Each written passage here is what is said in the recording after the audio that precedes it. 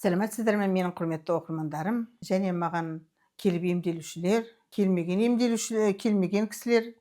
Үні бойы мен сіздерге осы аурулар туралы көп нұсқау беріп отырамын. Мынаны істеңіз деп. Жақында ғана бір келіншек WhatsApp-қа жазды. Менің қолымда да телефон бар. WhatsApp-қа жауап беретін, бірақ көмекшілерім жауап береді. Бірақ мен сонда да көңілімнен шықпай қалды ма деп өзім жауап беріп отырамын кей жағдайда. Қанша қолым тимесе де, кеш болса да, кешкі сағат 10-ға дейін әйтеуір ұйықтағанша сіздерге жауап беруге тырысамын. Бір келіншек жазыпты, хабарлассам бола ма депті. Оның артынан білесіздер, біздің адресіміз, телефонымыз түседі. Сонымен ары қарата ештеңке жазбапты. Енді ана жерде жаңағы бізден кері байланысқа біздің адресіміз түсетін жерде жаңағы сөздерге қарап бәрі ақылыма деп ойлаған ғой. Содан кейін мен қайтадан жаздым. Сіз сұрағыңызды жазыңызшы дедім. Жаңа келіншекке.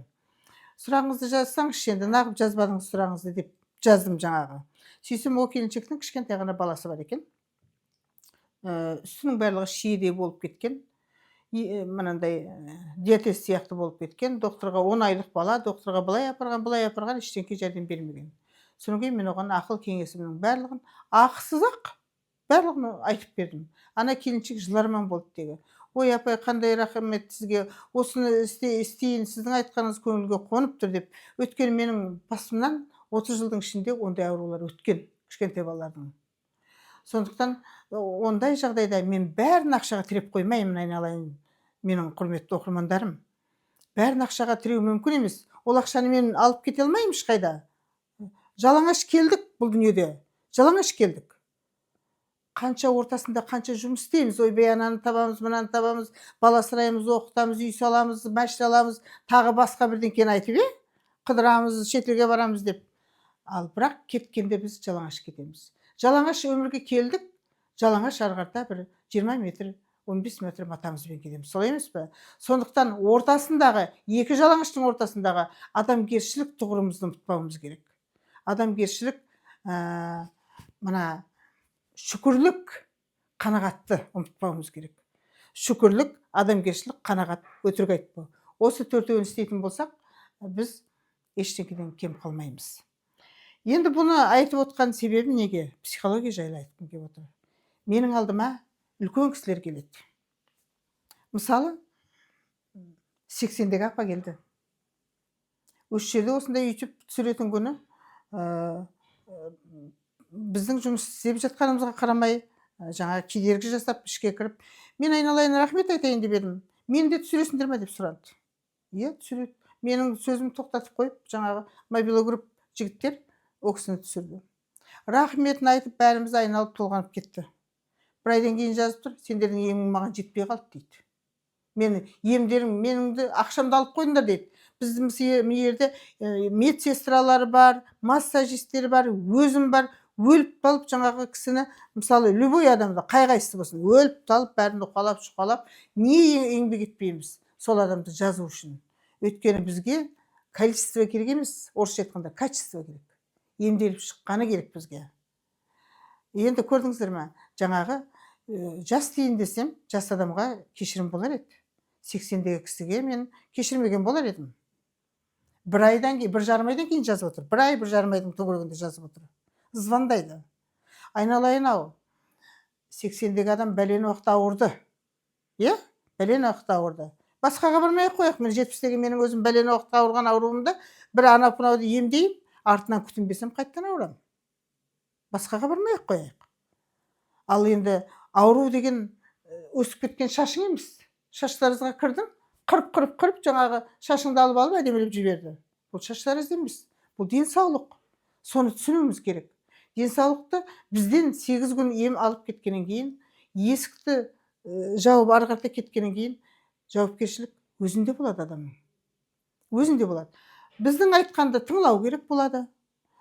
Ары қарата емін тағы да өзі жалғастыру керек болады. Қай ем жағып жатыр, қай ем жақпай жатыр, қай тамақты ішуге болады, қай тамақты ішпеуге болады, не істеуіме болады, не істемеуіме болады деген сияқты.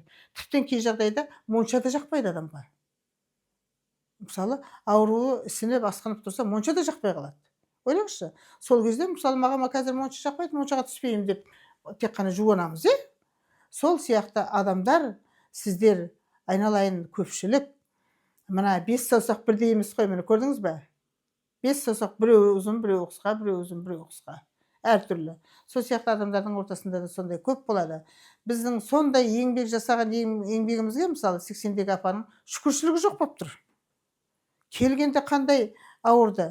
Оған енді үлкен кісі болғаннан кейін міне ерімді істеші, міне ерімді істеші, мынаны бүйтші, мынаны сөйтші дейтін ыңылдақ сөздер де көп болады. Бізден төбемізден ары секіріп, өз жаңағы эгосын көрсететін кісілер көп болады. Рас, сонда кейбір кісіге мен айтамын, сіз үйіңізде бастықсыз, күйеуіңізге бастықсыз, я балаңызға бастықсыз, я басқаға бастықсыз. Міне ерге келгенде бізді тыңдауыңыз керек деп айтып жатамын. Міне осындай нәрселерді, бұндай сөзді онша айтпаушы едім. Жаңағы 80-дегі апаның қылығы және үлкен кісінің шүкіршілігі жоғы маған қыздар өте қатты ренжіді мысалы. Бірақ қыздарға айтып жатырмын, барлық нәрсеге кешіріммен қараңдар. Сондықтан кешіріммен қарасаңдар, сендер әр күніңе рахмет айтып үлгенде, ол кісінің айтқанына да рахмет. Өйткені адамның қандай психологиясы бар екенін сендер білдіңдер, сездіңдер деп жатырмын мен өзімнің коллективіме.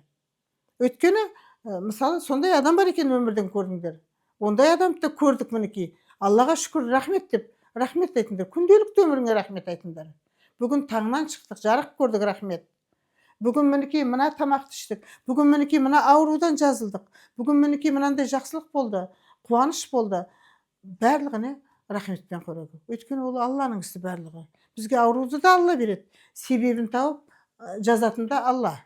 Біз тек қана себепкеріміз. Біз қырып жібердік деп айтуға біз дұрыс емес ол. Ол барлығы себеп болса ғана адам жазылады. Сондықтан адамдардың психологиясына емделгеннен кейін ары қарата өздеріңіз де жауапкершілікті алуларыңыз керек дегім келеді. Сонда ғана адам жақсы болады. Ары қарата тағы да ол 8 күнде бәлен күннің ауруы 8 күннің ішінде жазылып кетуі мүмкін емес. Тоқтатамыз. Рас, дәрі мысалы ауруды тоқтатады деп айтамыз. Ал біздің жаңағы еміз ауруды әжептәуір ұзартады. Өйткені біз табиғи жолмен емдейміз.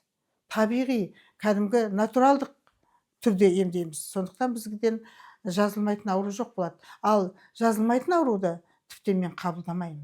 Сіз хирургке барыңыз, болмаса онкологқа барыңыз, болмаса басқа жаққа барыңыз деп, әрқайсысын өз саласына қарата бұрып, бет бұрыс жасап беремін. Сондықтан құрметті менің жақсыларым, оқырмандарым, адам психологиясы үлкен әсер етеді. Психологиямызды дұрыс ұстағанымыз жөн деп санаймын. Қазір болып жатыр ғой, мысалы, неше түрлі психологтар көбейіп кетті, коучтар көбейіп кетті. Өз бастарын аламай жүрген адамдар. Мысалы, біреу әйелден ажыраса, біреу күйеуден ажыраған, 2-3 күйеуге тиіп шыққандар да коуч болып елдің ақшасын қырып алып отыр, е? Жоқ, біз еңбекпен аламыз. Біздің еңбегіміз өтелу керек әр нәрсені. Баяғы кезде мысалы бір ауылда бір имам, я болмаса бір жаңағы молда болған. Соған барып оқытып қайтады. Ол кезде ақша жоқ, бүйтіп беретін. Ана керегесіне ақ орамалды бүйтіп ақ кішкентай шүпілекті байлап кетеді екен. Емнің ырымы болсын деп. Сол сияқты енді ондай емес қазір. Біздерде налог бар, біздерде айлық бар. Әрқайсының жан сақтайтын бала шағасы, отбасы бар. Сондықтан әркім еңбегіне ақысын алады. Сондықтан біз әр уақытта Аллаға шүкіршілік айтып, еңбегіміз ақталсын деп есептейік. Алла еңбегіміздің жаңағы берекетін берсін. Әрқайсыларыңызға, отбасыларыңызға Құдай амандық, кеуделеріңізге имандық, ауыздарыңызға шүкіршілік берсін. Аман болайық.